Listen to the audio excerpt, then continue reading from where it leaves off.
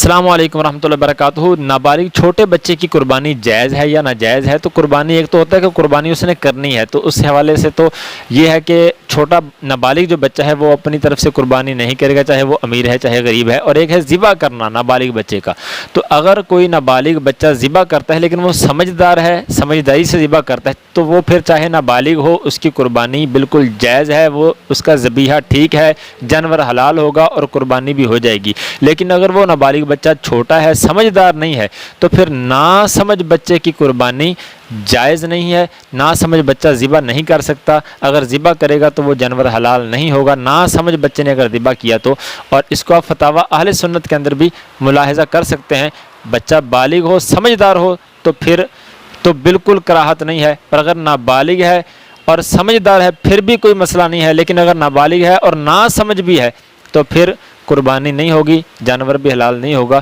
اس کو آپ فتاویٰ اہل سنت میں دیکھ سکتے ہیں۔